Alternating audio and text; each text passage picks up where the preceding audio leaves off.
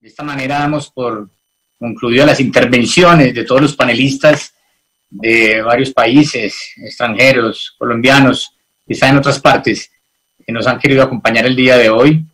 De verdad que son aportes muy importantes. Como le decía el doctor Germán Velázquez, que ya nos va a acompañar también en el cierre. Es la primera vez que en esta situación se hace un evento de esta magnitud. Y es lo que queremos para Colombia, hacer cosas grandes. Es que con una política pública de ciencia, tecnología e innovación podamos construir esos bienes públicos esenciales. Yo siempre he querido que esa sea nuestra motivación, que sea algo tan inspirador, que todos los hijos de los colombianos, nosotros los que tenemos hijos, quieran trabajar en esos institutos, porque son los que nos van a poder permanecer en un país tan maravilloso como Colombia. Por eso siempre he buscado los puntos de unión, los puntos de encuentro que nos identifica, construir desde la diferencia y avanzar desde lo que nos identifica. Esto nos identifica, podemos avanzar.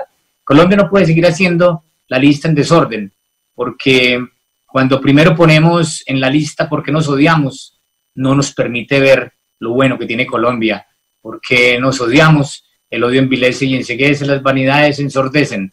Y esta es un gran llamado a Colombia, a buscar desde acá, desde esta seguridad farmacéutica, con todos estos grandes científicos que hoy intervinieron, es realmente un motivo de gran satisfacción.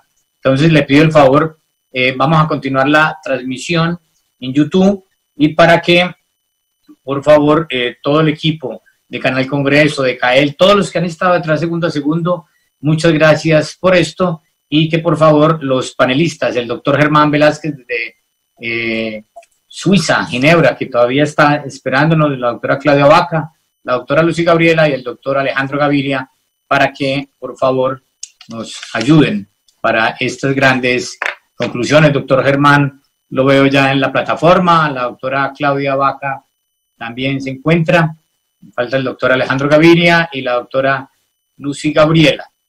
El planteamiento es, si ustedes, de todo lo que recogieron, que estuvieron muy juiciosos, es unos elementos esenciales, dos elementos esenciales de la jornada de hoy y dos propuestas. Ustedes que han sido luchadores y han sido personas tan sensibles en esta causa, ya está el doctor Alejandro Gaviria también, bienvenido. Doctor Alejandro, en este cierre lo que queremos es que cada uno de ustedes nos planteen dos elementos esenciales y dos propuestas de este gran día, de esta gran jornada. Bienvenidos y muchas gracias. Bien puedan. Doctora Claudia, tiene el uso de la palabra. Muchas gracias, senador. Creo que ha sido una jornada intensísima, pero creo que de las cosas más motivadoras y enriquecedoras de las que he vivido en esta vida de academia y de política pública, como en un doble rol. Senador, yo hice una tarea juiciosa de tratar de recoger la información y las propuestas y las reflexiones que la gente está haciendo. Yo creo que es posible, y lo que tendría que decir es que es posible que hagamos un esfuerzo por agrupar las reflexiones y las propuestas en 4 grandes temas. Creo que hubo unos temas asociados a asuntos estratégicos de financiación de inversiones y decisiones macroestructurales, unos temas de gestión de política pública, unos temas de institucionales y de gobernanza, y unos temas de control social y control político, que es, digamos, un poco este esfuerzo que usted está liderando desde el Congreso de la República.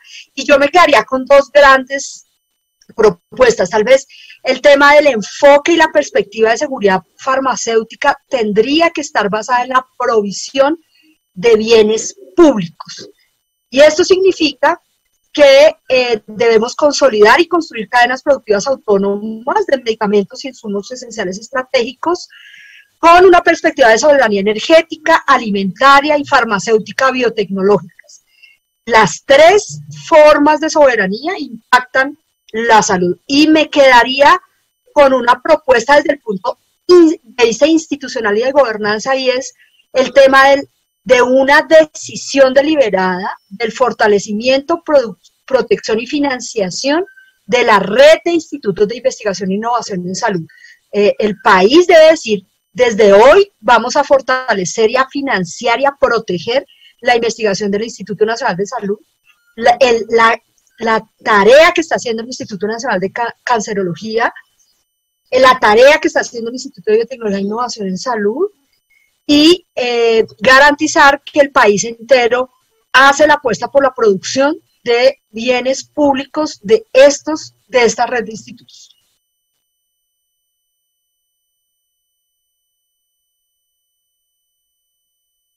Muchas gracias a la doctora Claudia Vaca. Al recoger estos aportes, recuerde toda la opinión pública que esto es un gran documento que se entregará al país, al gobierno nacional y del Congreso, indudablemente, poder avanzar en toda esta política pública. Doctor Germán Velázquez, bien puede usted, y le agradecemos que todo el día ha estado allá ya el sábado de madrugada. Muchas gracias, doctor Germán, bien pueda.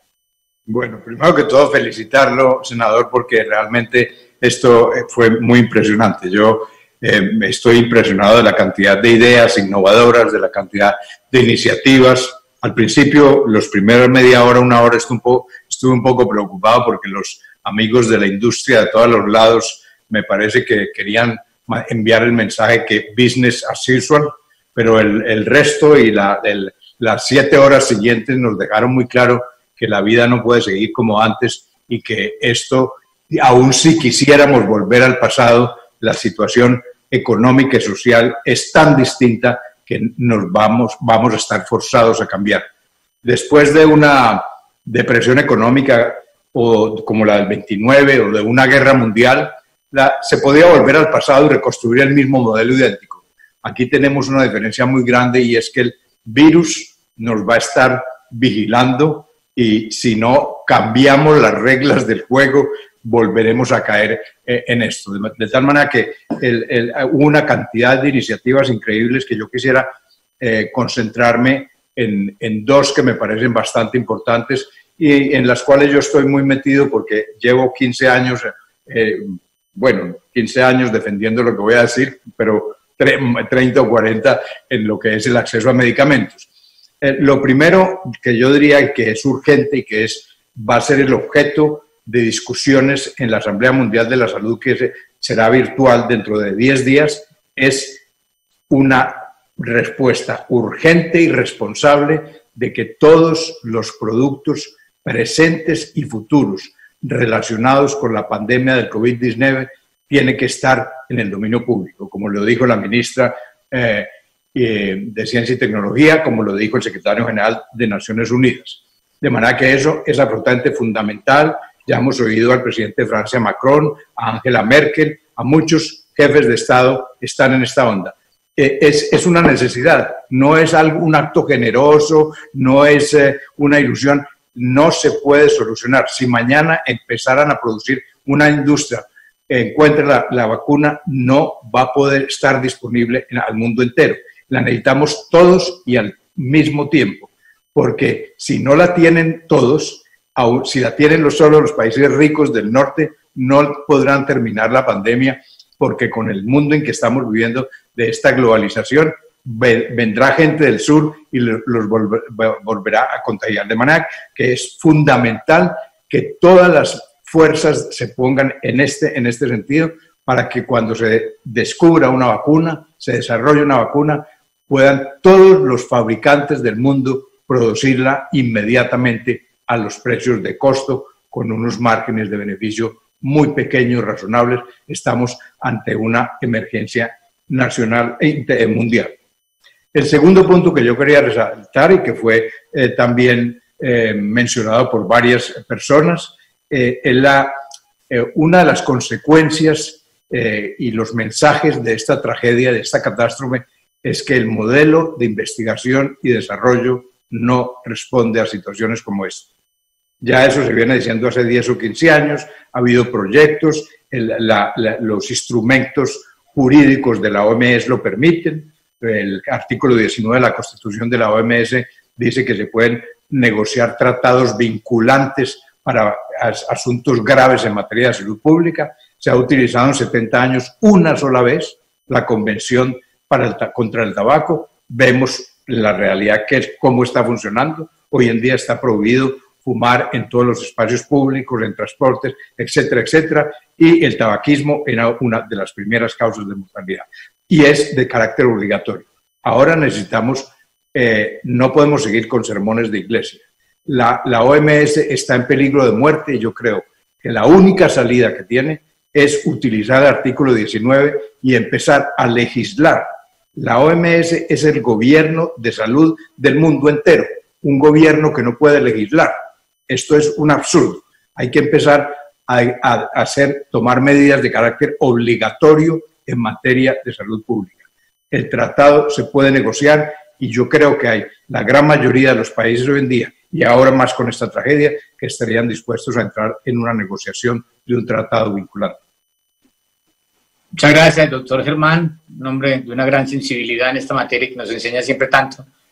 Bueno, doctor Alejandro Gaviria, usted es un hombre que siempre llama a la reflexión de país y ha tomado decisiones importantes a favor de los más necesitados. Doctor Alejandro, bienvenido para que usted cierre el evento. Muchas gracias. Yo quisiera cerrar, Iván Darío, dándole las gracias por concitar tanta gente en esta importante reunión, saludando a Germán, hace rato no lo veía, a Claudio igualmente, y a todos quienes permanecen aquí en nuestra sala virtual y a quienes nos escuchan. Digo que con una reiteración porque quisiera volver sobre 3 puntos que ya se han dicho, algunos los mencionó ya Germán, pero 3 conclusiones, tú los llamaste elementos, y después 2 conclusiones concretas, con eso quisiera cerrar, Iván Darío. El primero, voy a enfatizar este punto que acaba de decir Germán sobre las fallas o los límites de nuestro modelo de innovación farmacéutica. Esas fallas y esos límites ya, como bien dice Germán, habían sido enfatizadas una y otra vez, sobre todo en el contexto más reciente de las enfermedades crónicas no transmisibles. Pero la pandemia, yo creo que nos reveló esas fallas en un contexto un poco diferente. Yo no dejo de sorprenderme de alguna manera, y es, si se quiere, una paradoja, que la mencionaba ayer un biólogo y comentarista intelectual público británico, Matt Ridley, cuando decía algo así: lo sabemos todo sobre el virus y al mismo tiempo no sabemos nada. Conocemos cada una de las letras de su código genético, pero no hemos todavía podido desarrollar un solo medicamento eficaz contra la pandemia. Detrás de esto puede haber también nuestra complejidad biológica, pero detrás de esto yo creo que hay o hubo, por unos incentivos económicos no del todo adecuados, una investigación farmacéutica mecanicista centrada en unos problemas probablemente menores, en aumentar unos pocos meses de vida de pacientes crónicos, sobre todo en el mundo desarrollado. Entonces yo creo que esa falla ha puesto de presente lo que yo quisiera llamar en el fondo un problema de imaginación, de imaginarnos un modelo distinto de cómo el conocimiento acumulado de la humanidad puede de alguna manera redundar en una respuesta que nunca será definitiva. Yo en eso tengo un sentido, si se quiere, trágico, pero una respuesta a nuestros desafíos más grandes. Entonces yo creo que ese es un primer elemento, ya lo dijo Germán, pero que la pandemia ha revelado de manera bastante grande. Esto es las fallas y los límites de la forma como la humanidad ha venido acumulando conocimiento sobre los problemas de salud. Que vuelvo y repito, esta acumulación de conocimiento tal vez estuvo descentrada, centrada en unos problemas, y el conocimiento acumulado allí, a pesar de que aparentemente lo sabemos todo, no sabemos mucho. Ha circulado por redes sociales en estos días una hoja de periódico español sobre lo que se hizo en el año 1918 con la gripe española. Y no deja de ser sorprendente que el aislamiento, el distanciamiento social y la quinina eran entonces, como ahora, las medidas que se mencionaban aquí y allá. Entonces, ese es un primer punto. El segundo punto fue mencionado de manera también bastante enfática por Clemente Forero en su intervención, y tiene que ver con el tema de los límites de la gobernanza global en un problema como este. Hace 4 semanas, cuando el problema de los ventiladores se perfilaba como tal vez el problema más importante, ya sabemos que de pronto no lo es, de pronto ustedes todos... El Senado de la República... Llegaban unos ventiladores a un puerto en Turquía, en Italia, en Estados Unidos, y eran decomisados inmediatamente por un país para usarlos a pesar de que no le pertenecían. O sea, cada país tratando de resolver un problema de acción colectiva global con medios locales. El desafío del cambio climático, que probablemente es el que tendremos que enfrentar ya de manera permanente, no transitoria como esta pandemia, ya había puesto de presente que los mecanismos de gobernanza global eran incompletos e insuficientes para los problemas de la humanidad. Yo creo que en los temas de salud pública, Claudia ha trabajado en estos temas de la importancia de los bienes públicos que trascienden las fronteras de los países, los bienes públicos regionales. Yo creo que ese tema es cada vez más importante. Y el otro tema que yo quisiera mencionar es la importancia del contexto en los debates de salud pública. Ahora, antes del cierre, Iván Darío, tuve una conversación telefónica con Claudia y los dos tenemos la misma impresión de que los aislamientos generales como los que están ocurriendo están llegando a un límite. Un artículo publicado esta semana por dos expertos en salud pública de la Universidad de Harvard que decían ese tipo de medidas que se adoptaron primero en el hemisferio norte y fueron después adoptadas casi sin discernimiento por todos los países del mundo, violan uno de los preceptos fundamentales de la salud pública global y no tienen en cuenta el contexto. Y probablemente en el mundo en desarrollo vamos a terminar causando un daño muy grande en términos no solamente de hambre, de pobreza, de otras enfermedades, sino también de salud mental.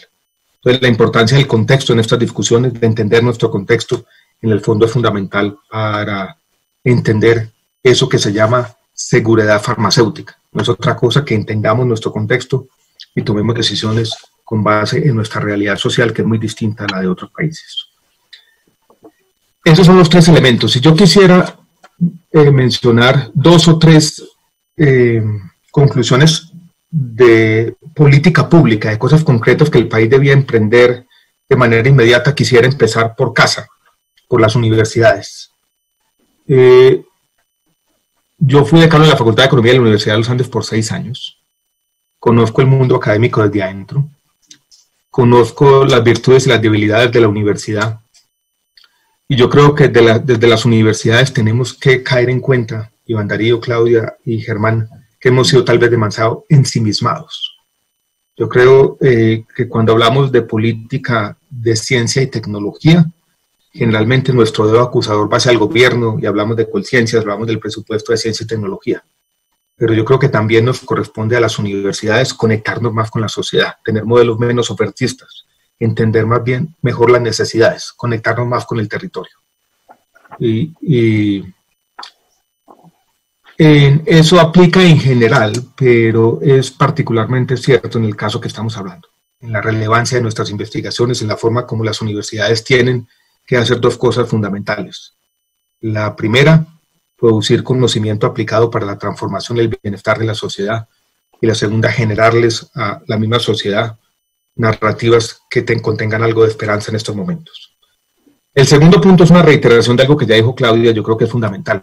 Iván Darío, si es solo de esta discusión sale la premisa, la idea, de alguna manera insoslayable, como una especie de prioridad del fortalecimiento del Instituto Nacional de Salud, del Instituto Nacional de Cancerología y de ciertos institutos regionales de salud pública, este debate habrá sido más que provechoso.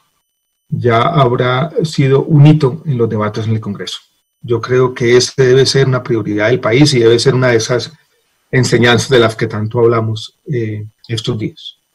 Fortalecimiento del INS, fortalecimiento del Instituto Nacional de Cancerología y de los institutos regionales de salud pública. Es una prioridad para nuestro país y por ahí empieza, creo yo, y Claudia lo dijo bien, la seguridad farmacéutica. Luz y Gabriela creo que está juntándose. Termino con otro punto que mencioné durante mi intervención, pero que yo creo que es fundamental. Algo que aprendimos con Claudia y con Carolina es que si uno quiere hacer uso de los instrumentos disponibles en cuanto, por ejemplo, a flexibilidad de la propiedad intelectual, los instrumentos regulatorios, los instrumentos de compras centralizadas o procurement, eso necesita un gran conocimiento, lo que yo llamé durante mi intervención la construcción de capacidades regulatorias. No ha existido en el país una política deliberada de formación en ese tipo de capacidades. esto es en personas que conozcan la regulación, que entiendan estos desafíos, que puedan ir a los escenarios globales con conocimiento, que enfrenten esa simetría que se enfrenta muchas veces cuando las compañías farmacéuticas reclutan lo mejor del talento humano global. Entonces, esa construcción de capacidades regulatorias en el sector farmacéutico no se ha enfrentado de la misma manera, por ejemplo, como lo ha hecho el sector eléctrico y de servicios públicos. Y aquí es fundamental.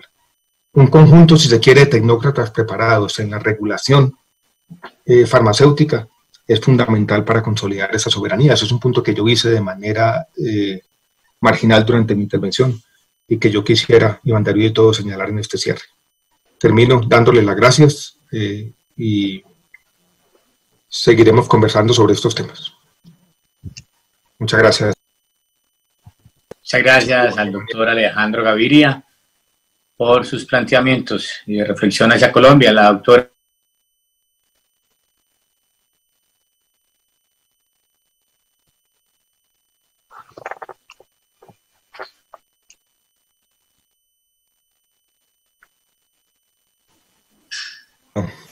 Aquí estoy, buenas noches a todos, buenas noches rector, qué gusto verlo, senador Agudelo, muchas gracias por este ejercicio de reflexión colectiva, le agradezco muchísimo el poner este tema sobre la mesa, mi amiga Claudia, el doctor Germán.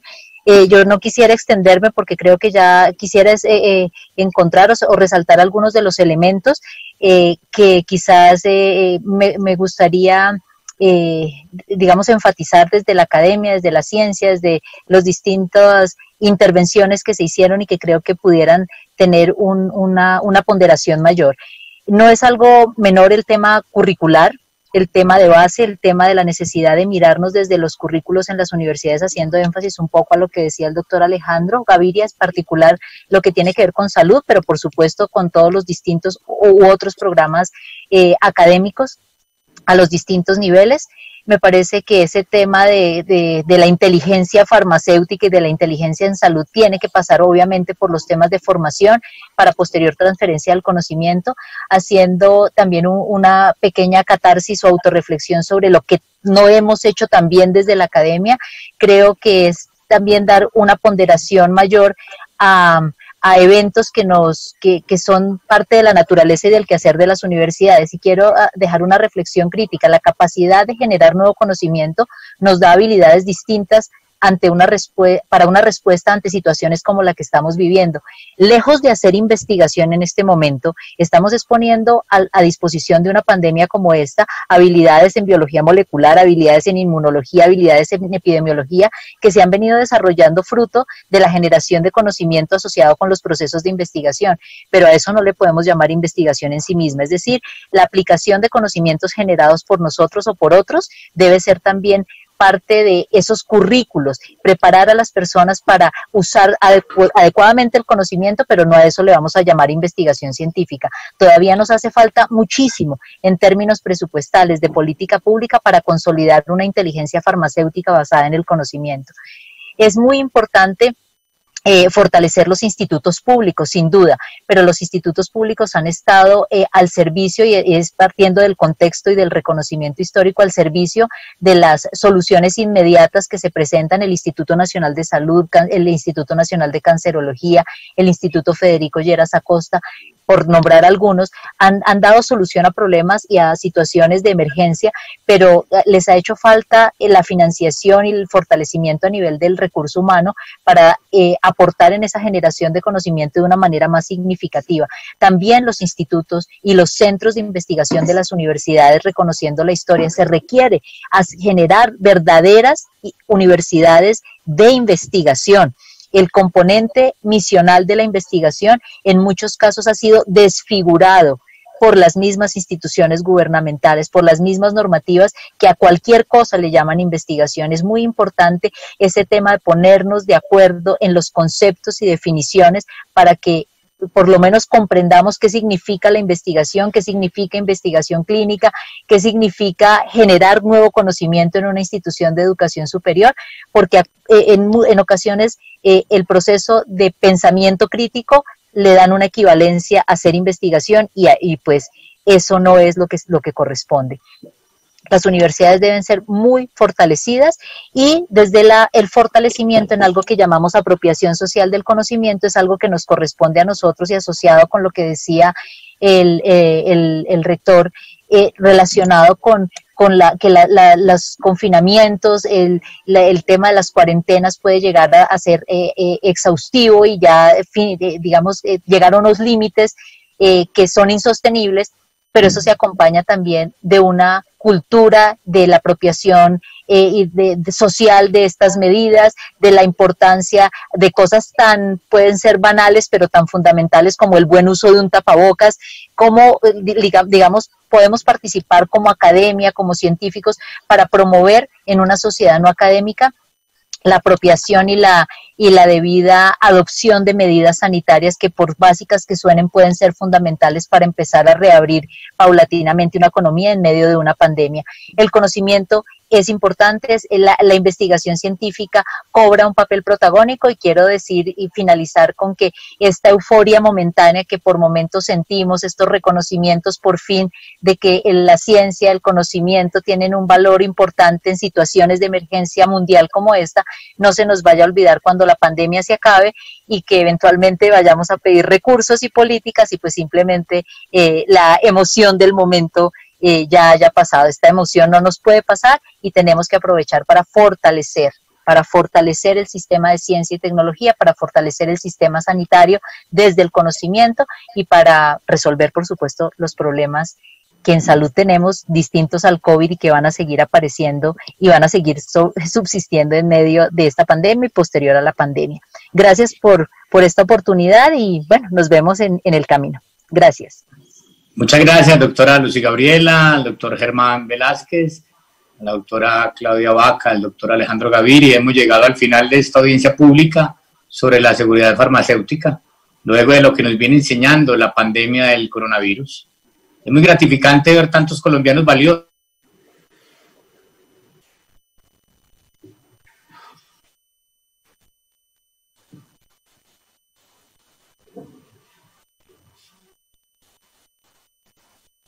los amigos del CAEL, todas las personas de ese gran equipo y grupo que me vienen acompañando hace tantos días en esta iniciativa, todo el grupo del canal del Congreso que hicieron posible hoy tener 9 horas de transmisión de ciencia de las personas más preparadas de nuestro país, a los representantes del gobierno que nos acompañaron, a la Academia Colombiana de Ciencias con nuestro presidente Enrique Forero y todos los integrantes, a todos quienes atendieron nuestra invitación a esta audiencia con tan buena disposición para este gran proyecto de país, con los aportes de todos.